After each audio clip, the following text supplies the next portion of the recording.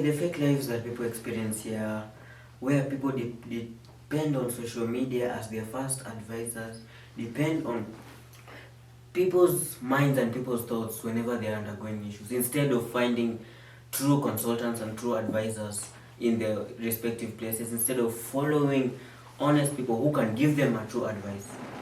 Why? They find that, hey, I have a problem, I have a conflict with my husband, let me post it online.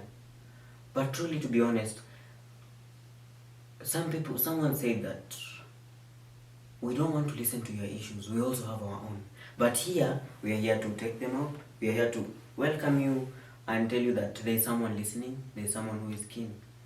We are going to deal with something called depression, a topic that has never been discussed to completion, a topic that has never been put down, written, and enable everyone to understand. You find that even young students in high school and even younger, even in grades and primary schools, are facing it. So this is the Veridian Shift, and I am your host Samuel Odipo, together with Nathaniel Ilaya. We are here on the first season talking about depression. Sit back and enjoy. For example, when I talk about the media, you find out that people are we are in the dark sides, where we are blackened out, whereby you find, personally, I try to generate a life that maybe I've seen one celebrity, or maybe I want to be like you, for example, in which you find that it's inappropriate, leading to many kind of, something called social pressure.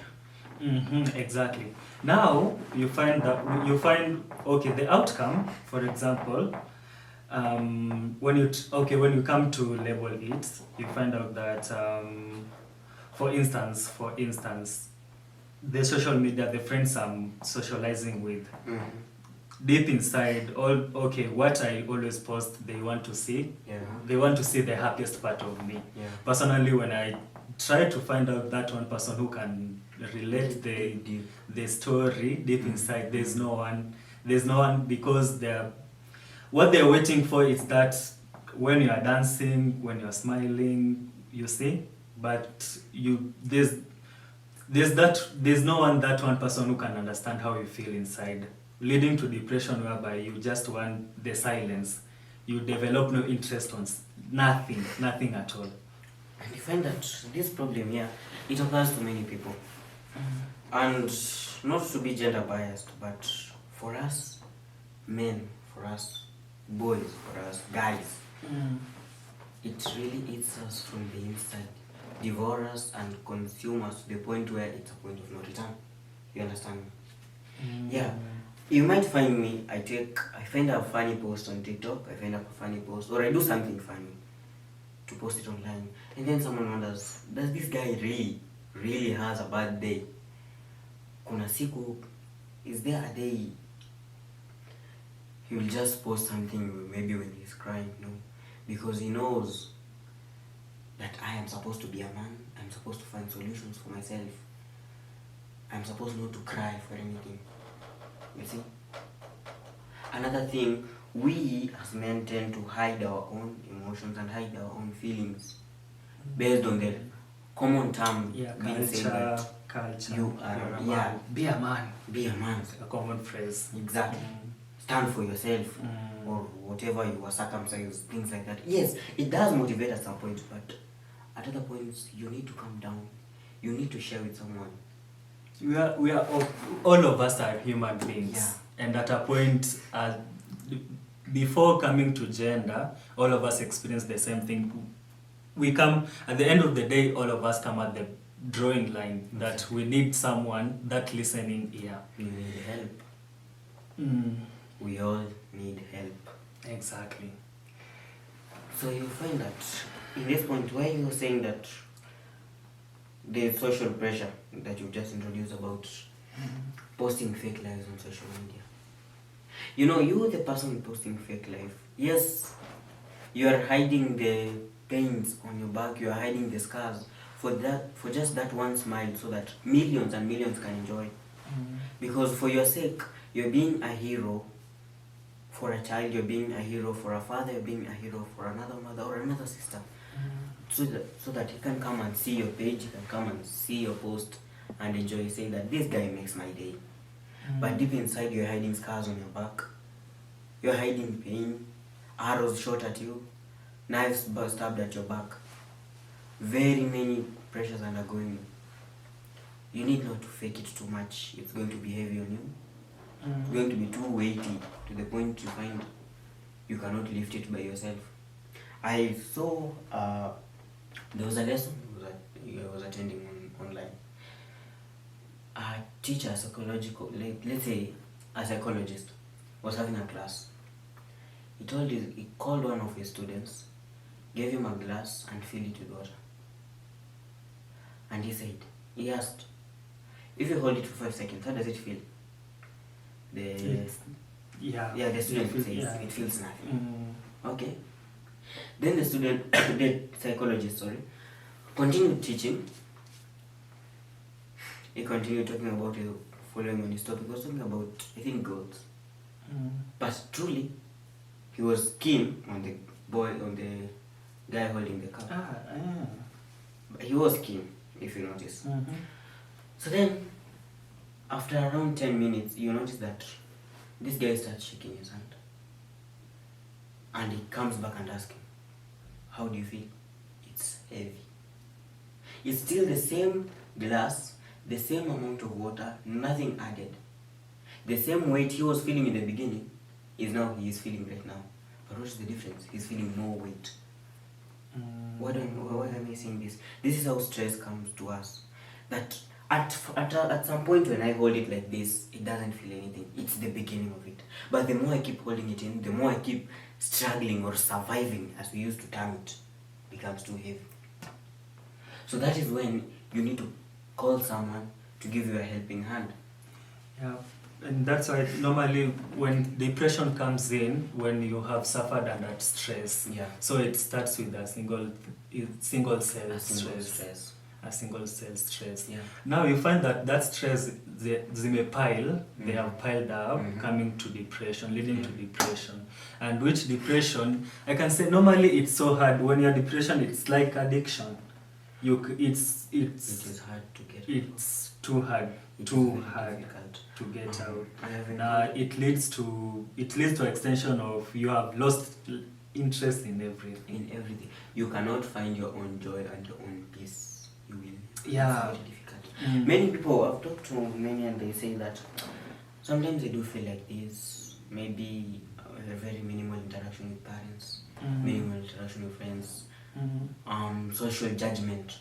Sometimes it does kill us if we do not notice. When you find someone that he or she looks weird, but then you start judging. It's so weird, I cannot talk to him. He does this and this, I cannot talk to him. That happens especially in teens. You find in teens. So there's this relates to this friend of mine. She was pregnant, but she was still schooling. Now you find out she didn't have that courage to talk about it. Now when that happened, when her mother came to find it out she was pregnant, which the mother, instead of encouraging the daughter that it was a bad thing, but this is what you should do. Now you found that the daughter started having harsh harassment, which forced her to move out of the family, going to stay with her nephews, not the husband. Now, when she has given birth, with all that stress, with all that depression, with nothing, she was like, if my own parent can't accept me the way for what happened, now what the next step? What should I do? But the part I loved most about her, she didn't lose interest, she didn't lose the energy to keep on going. Now she was like, my mother is able to come, she can visit, like so on. She's like, okay, the girl now is like, what am I going to tell the society? What am I going to tell my mom? okay, what was the harassments for? It was something that happened, I can admit.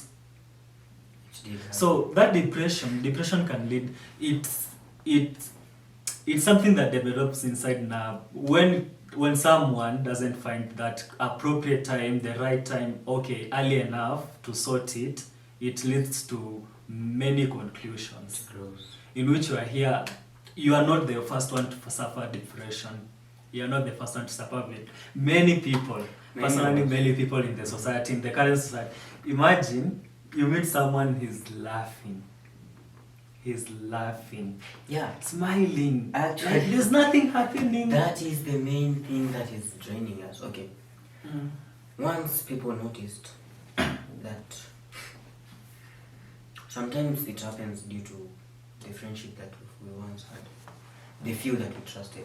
You notice? I trusted you for some point and I shared to you some information. You used it against me instead of guiding me through. You used me to judge. Friends. Best buddy. Yeah.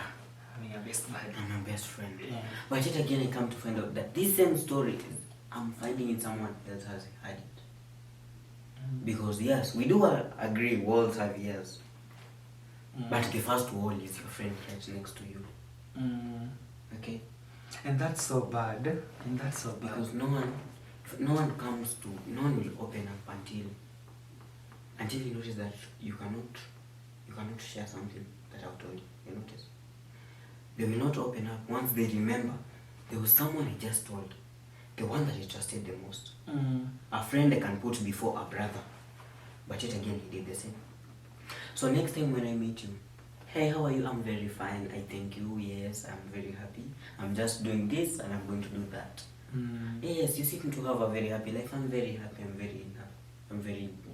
just doing good. Disowning your own. Yeah. You're disowning your own problems. Because yet you can't find someone good enough to share. You don't want to go to a pastor because you think the pastor, instead of understanding, he will chase me away for coming up with demons. That's the superstition that many people have. No wonder we find many teens don't like attending churches. Yeah, because they feel their sins and their let me put it in quotes, evil acts are unfathomable to the priests. They are unacceptable to them. You see? Because the way he comes and listens to someone of a preacher, that this kind of a person is like a demon, this kind of a person is like a witch. Now he classifies himself as one. And he says, if I go to that pastor and he hears my story, he will call me a witch. You see? He might even chase me out of church. Or he might even say that I'm tarnishing his house. So for that sake, let me leave his church, stay with his holy people. I go and find my own solution. What is the solution? A rope. A simple rat and rat, people do call it. A very sharp line, standing at the middle of the road. Yet, that person, that boy or that young youth, he is the one the parents have looked for. His parents' last hope. The society dwelled everything on him. Yeah. And maybe he was supposed to be a great person. Who knows? He was supposed to be a great person. But sometimes the society is the one. Sometimes we are to blame for who. Parents, talking from inside before going out, we have those scenarios where we find maybe I did something wrong, but as a parent I'm not able to forgive. As a parent, you cannot forgive I cannot forgive my child. It does happen. Which it's very abnormal because, you see, as a child, there's a lot I'm still expecting from my parent. For example, for instance, a lot. When I mean a lot, it's they should be the one who to nurture me. You see. Now you find that they are not there. They are not there. Like, for example, when you say that culture thing, you are a man. So long as you are circumcised, you are You have an Brought up ID. in an African home. You have an ID. You can do you just walk away. Just manage. We also manage. Remember, parents, our dear parents, the generations keep changing. Yes, the problem might seem the same, but the economy is not the same, the leadership is not the same, the criteria and the change are not the same. We as youths, we need your support fully at this point. Yes, we might have ID, but does ID guarantee you emotional support? Talking which at the same time, as youth, I don't know why we always have this mentality, oh, I'm depressed. Now, I'm not needed in the society. Now, let me use drugs. Kujituliza. Presence, yeah. Kujituliza, let me use drugs. Is that appropriate? Drugs are... It is not appropriate. Medicinally, psychologically, spiritually, it is not. You see? Because what actually is happening, basically if you talk about addiction, doctors, you can agree with me here that addiction takes place due to something called dopamine, the feel good hormone. I take this drug, at first it will seem weird, you see, I want to relax. yes, but at first it makes the relaxation may not come as per se that strong enough, or maybe it may come, but it's still new to you, still new to your body, so your body will still be puzzled. What is this? Yes, it is taking effect, but that's when you find that your body is very alert about what you've induced in your body. You notice it? But because you've already set in your mind, this is what brings me calm, this is where I find my happy place. The next moment you're feeling down, the next moment you feel an attack, the next moment you feel you've been insulted by someone, someone has told you you are unworthy, you've missed a job somewhere, social criticism, you find social criticism where just posted something or said something, then people start describing who you are and what you've been doing. You go back to the same place. And now you do it intensively, despite the reactions from your body. Now dopamine being released, saying that now this is my happy place, this is what you should do. Yeah, I want the relaxation. Yeah, I need peace. Which as youth, that's not, no, it's not good. It's not good. It's not good.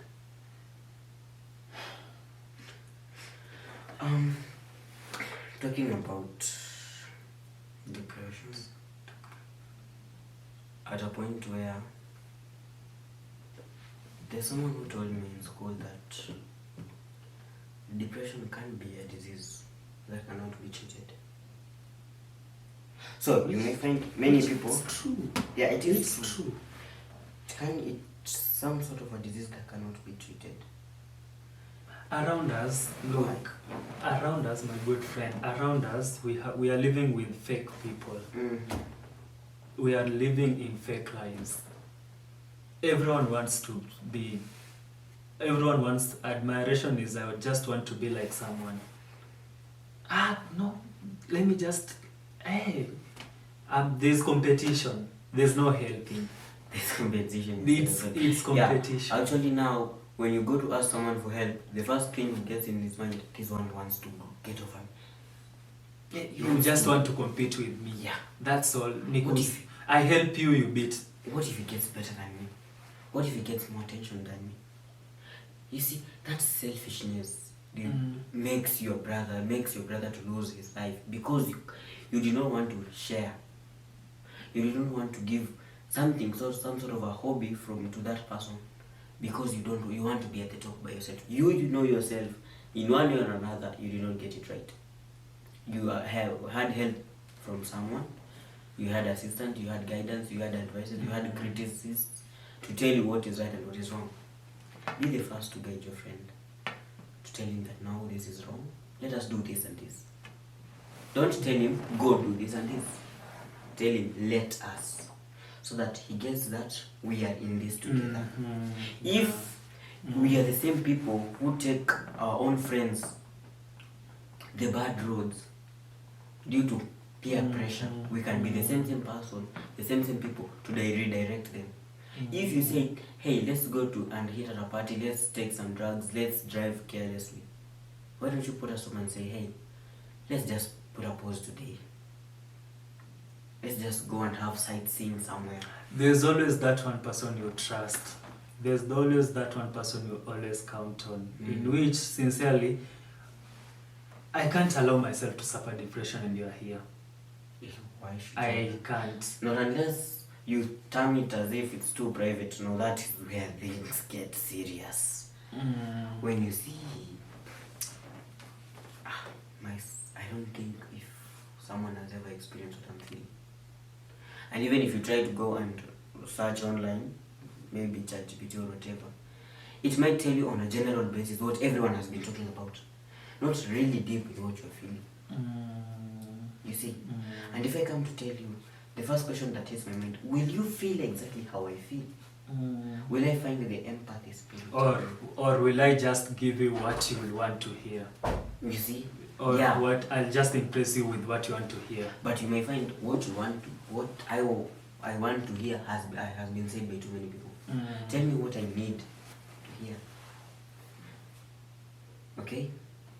If I come to share to you, because I might see that my problem is too deep. Maybe not drugs, because now people talking about drugs, it might seem common. It's no longer a secretive story. No longer something you can do in hiding. Yet other people do it. Things that many people are afraid to bring out of light. They only bring it either when they are at their lowest, or when it has done them so much loss, so much destruction, or they have successfully gotten out of it, but has not been able to share the real truth and the real sin behind it, the real horrors that he or she has seen. You see?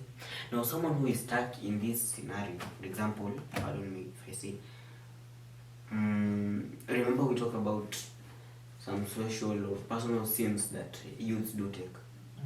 Besides drugs, we have sexual immorality. Many people are undergoing it, you see. But now there are others that they are too deep to share with other people. And it eats them from the inside. Telling you that, proving you, whenever you go and sit at a crowd, you see everyone is righteous except you because of this secrets. You picture me? Because you come and see. Ending up to depression. It ends up to depression. It drives and drags you. It drains you personally.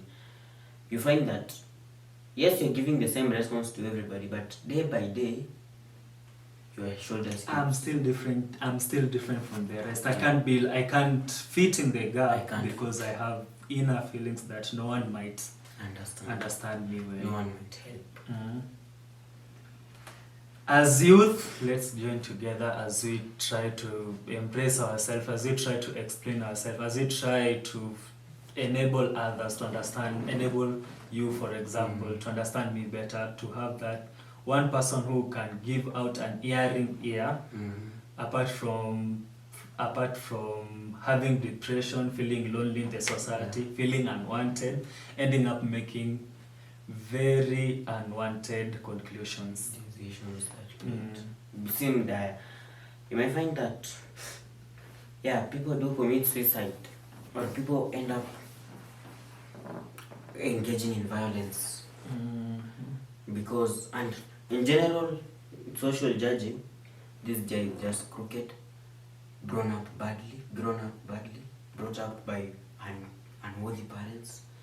Or you might say, this is a child of a pastor somewhere, this is a child of a governor somewhere. Why is he behaving that way? He's a spoiled child.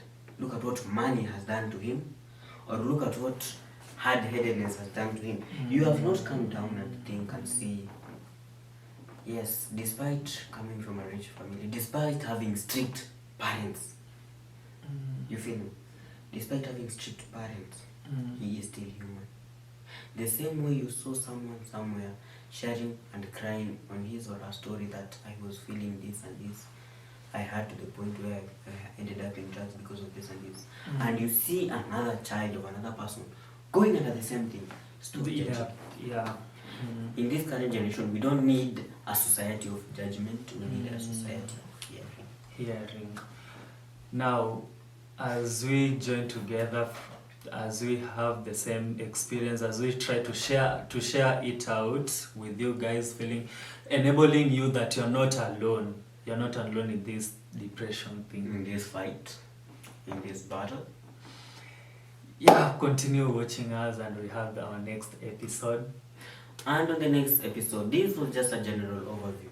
We shall dig deeper into various ways of depression, where you think your category is, where you think that is somewhere. We are also victims. Yeah. We are also victims. We'll continue sharing, continue telling you that there are so many. We have financial depression, academic pressure, family issues. There are so countless of them. And on our next episode, we shall be talking at them one by one, reopening the mysteries that you never found out, demystifying or disqualifying every myth that has been said about certain depressions, telling you the real deep truth and real deep science about it. We will dig deep into psychology, we will dig deep into science, and even bring solutions to it. We thank you for might hope that we are hoping that we can be able to help out. Yeah. We can able to reach at you guys so that you can feel you are not lonely. Yeah. We will be supporting you at every step you take. Set your mind right. Set your mind straight. Let us shift the world. This is your show, The Veridian Shift. Make sure you share the video so that we can reach out to many people and youth in general. Thank you.